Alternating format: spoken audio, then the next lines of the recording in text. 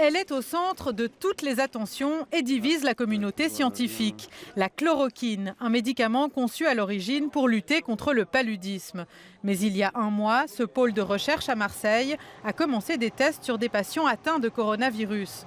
Sous la houlette du professeur Didier Raoult, qui dévoilait il y a quelques jours son étude sur 24 patients porteurs du coronavirus. Vous voyez en haut le pourcentage de positifs chez les gens qui n'ont pas reçu de plaquenil, et vous voyez qu'au bout de 6 jours, il y en a toujours 90% qui sont porteurs, tandis que quand vous mettez du plaquenil, au bout de 6 jours, il n'y a plus que 25% qui sont porteurs.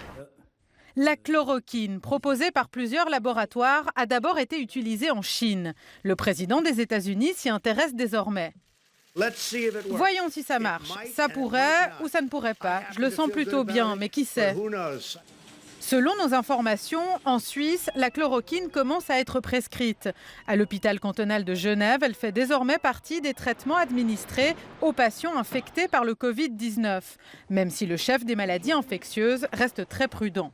Ce qu'on a besoin, c'est des études qui comparent la chloroquine à ce qu'on appelle un médicament placebo, strictement similaire, donné à des très larges populations et si possible dans plusieurs centres différents, et que les résultats montrent qu'on a un effet clinique, qu'on guérit les patients lorsqu'ils reçoivent ce médicament versus ceux qui ne le reçoivent pas. Au CHUV, la chloroquine a été prescrite ces dernières semaines à des patients sévèrement atteints.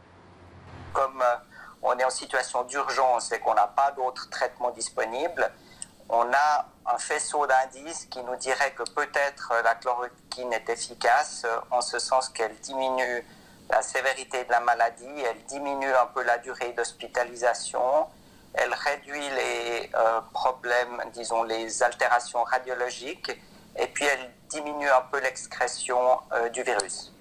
Selon le professeur Janton, les réserves de chloroquine sont maigres en Suisse. Les cantons seraient en train de s'organiser et d'adopter une ligne commune.